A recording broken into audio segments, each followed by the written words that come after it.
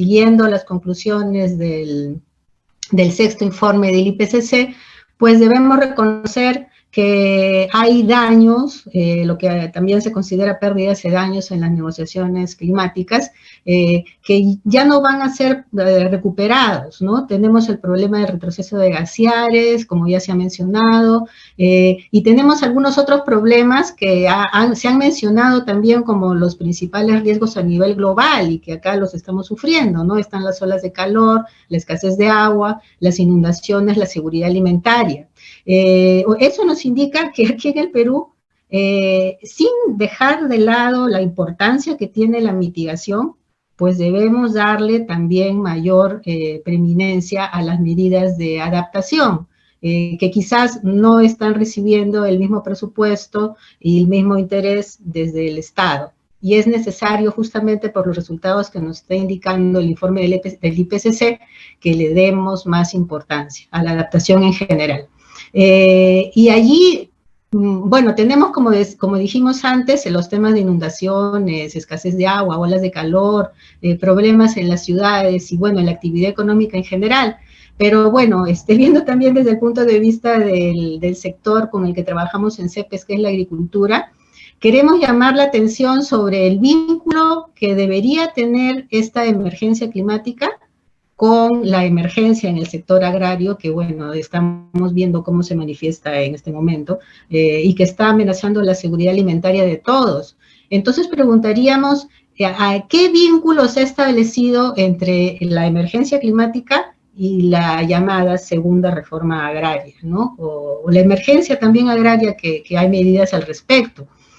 Allí, viendo el problema que tenemos actualmente con los fertilizantes, pues podemos ver que dentro de las NDCs de adaptación, por ejemplo, hay medidas que tienen que ver con agroecología, recuperación de suelos para que requieran menos fertilizantes, también justamente el uso de abonos orgánicos a los que también se han referido anteriormente, y allí justamente tenemos todo el aporte que pueden hacer organizaciones como la Asociación Nacional de Productores Ecológicos, que tienen experiencias, tienen conocimientos ya desarrollados, y también las ONGs tenemos conocimientos y experiencias desarrollados en este aspecto, y por supuesto de las otras organizaciones de agricultores, pero han sido llamadas para ver si es que pueden contribuir a superar esta emergencia tanto climática como la emergencia alimentaria que tenemos en este momento.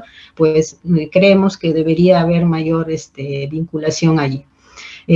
Otro punto en el que tendríamos nosotros que llamar la atención es lo que se ha mencionado respecto al vínculo que hay entre todos estos efectos derivados del cambio climático con el uso no sostenible de los recursos naturales, ¿no? Bueno, este uso no sostenible de recursos naturales, la consecuencia es que se aumenta la vulnerabilidad tanto de las poblaciones como de los ecosistemas. Y allí algo que es importante es que también se ha mencionado, es el reconocimiento de que las medidas para enfrentar cambio climático no deberían ser aisladas de las medidas para conservar y recuperar biodiversidad y las medidas para conservar los suelos y enfrentar el proceso de desertificación, y que son justamente estos tres temas: cambio climático, biodiversidad, desertificación, lo que se llaman las 3 convenciones de Río, y que incluso desde el nivel internacional se está haciendo un llamado para que se vean estos 3 temas integradamente y no cada uno por su lado. Entonces la emergencia climática también debería, creemos, incorporar estos elementos de conservación, de recuperación de la biodiversidad y también la lucha contra la desertificación. Y esto también creo que podría tener su correlato dentro del mismo Ministerio del Ambiente, que sabemos pues que hay una dirección de biodiversidad y hay la dirección de cambio climático y desertificación. Entonces nos preguntamos qué articulación hay entre ambas dependencias. Debería haberla, ¿no? Desde el nivel internacional se está planteando que debería haber una mayor integración entre estas áreas y estos temas. Otro aspecto que también nos parece que hay que ver con atención es lo que ya se la ha mencionado Liliana hace un momento, y son los factores estructurales, que también afectan tanto el cumplimiento de las metas de adaptación como el cumplimiento de las metas de mitigación. En el caso de la adaptación, bueno, ya Liliana puso el ejemplo de las invasiones que siguen habiendo en zonas de alto peligro, acá en Lima, y también, bueno, en zonas como las lomas, que están afectando ahí justamente ecosistemas frágiles, ¿no? Pero esas invasiones están impulsadas por factores estructurales, entre ellos la pobreza, ¿no? Entonces ahí hay que tener consideración con esos factores estructurales. Y en el caso de la mitigación, pues tenemos, por ejemplo, el caso de la pobreza en las zonas rurales, justamente por las condiciones tan duras en que se hace en la agricultura y otras actividades ahí, que impulsan a muchos pobladores a migrar a la Amazonía. Con la consiguiente impulso de la deforestación allí, ¿no? Pero eso todo está impulsado por factores estructurales, en este caso pobreza y falta de políticas de vivienda para sectores vulnerables, en el caso que hablamos de las invasiones en zonas urbanas. Eso por un lado. Y eso, otra cuestión que también debemos hacer énfasis es que falta investigación, creemos. El informe del IPCC, si es que hacemos un balance entre la información y la investigación que refleja de los países del norte, los países desarrollados, pues es mucho mayor la investigación que se refiere a efectos y también alternativas de adaptación y mitigación para países y son desarrollados que lo que puede haber para el sur, ¿no? Y para América Latina en general muy poco. Entonces, ahí otra vez debería haber más énfasis en la investigación para nuestra zona, que es América del Sur. Ya se dijo que hay muy poco realmente en términos relativos.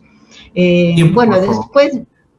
Sí, a ver, ahorita trataremos de apurarnos. Un tema importante que tiene que ver con la emergencia climática es la apertura de los espacios de participación, tanto en los ministerios como en los gobiernos regionales y locales. Según la Ley Marco de Cambio Climático y su reglamento, todas estas autoridades, todas estas entidades que tienen competencias en cambio climático deberían abrir espacios de participación. Sin embargo, no todas las han abierto, ¿no? Y en estos espacios debería, por ejemplo, darse la información sobre los avances en la emergencia climática, cosa que todavía no se está haciendo tampoco según tenemos entendido.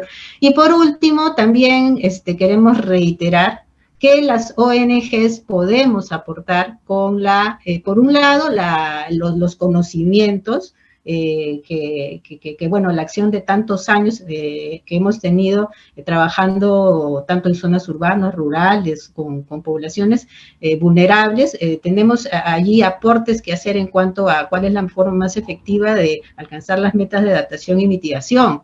Entonces, nosotros estos espacios en ese sentido son valiosos, ¿no? Pero también deberían ser primero permanentes y segundo, tener su correlato a nivel regional y local, ¿no? Que por ahora los espacios son escasos.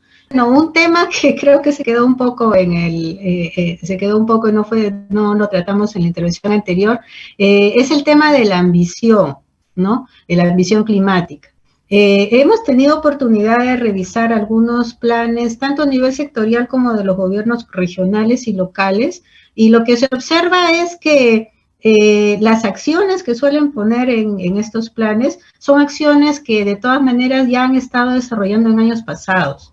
O sea, justamente estas acciones que menciona Liliana, estas acciones que mencionan en FEMUCARINAP, y que podrían incorporarse en la planificación local, regional y a nivel nacional, pues como que todavía están en un nivel insuficiente, ¿no? Y creo que ahí hay otro rol que nosotros desde las ONGs podemos tratar de aportar en el sentido de articular con estos gobiernos locales, regionales, para que incorporen en su planificación las medidas, porque si no la ambición no va a mejorar en la magnitud que se necesita, ¿no? Vamos a seguir con medidas que, bueno, es un progreso, pero mínimo para lo que se necesita, ¿no? Entonces, creo que ahí hay que tener un mayor impulso. La sociedad civil misma es lo que tenemos, pues, que empujar a que el Estado mejore su ambición climática. Porque otra vez, según el reglamento y la ley de cambio climático,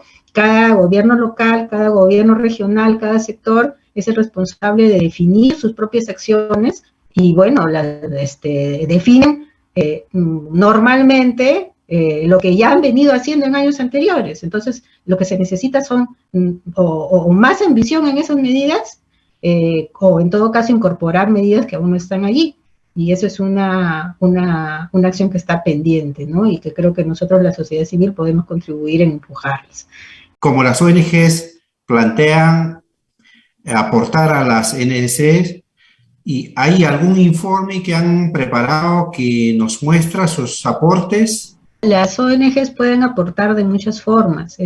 Primero, tenemos conocimientos desarrollados, evidencia desarrollada sobre cómo pueden resultar algunas medidas de adaptación y también de mitigación, justamente aplicadas localmente, lo que acaba de mencionar Liliana, ¿no? Que es necesario efectivamente, ¿no? Porque justamente solemos ejecutar proyectos en campo, entonces se hacen experiencias pilotos que luego se sistematizan y de ahí pueden obtenerse algunos datos que pueden servir para validar algunas posibles medidas de mitigación, ¿no? Y de adaptación sobre todo, que todavía no han sido incorporadas. Por ejemplo, creo que se está considerando incorporar una medida de mitigación a partir de los bofedales.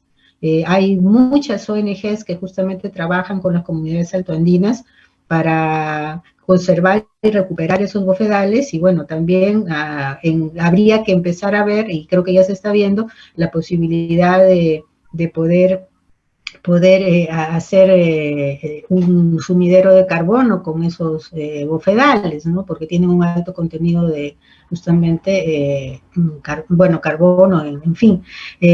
Pero eso es por un lado.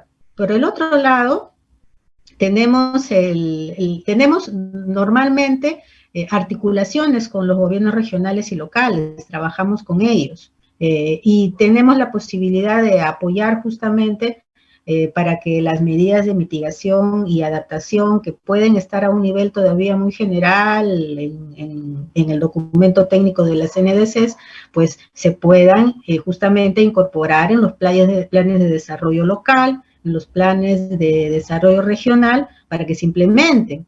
Porque si no se incorporan en esos planes, si no están en el famoso PDC, PDLC de los gobiernos regionales y locales, pues no se les va a dar presupuesto y no se van a poder implementar. Entonces, ahí también nosotros como ONGs podemos tener un rol en eso. En cuanto a si hay algún informe sobre lo que podemos hacer o lo que hemos hecho, pues todavía no, pero creo que es una buena idea para tener en cuenta en la planificación de nuestro grupo de trabajo, ¿no? Aquí en la Comisión Nacional de Cambio Climático.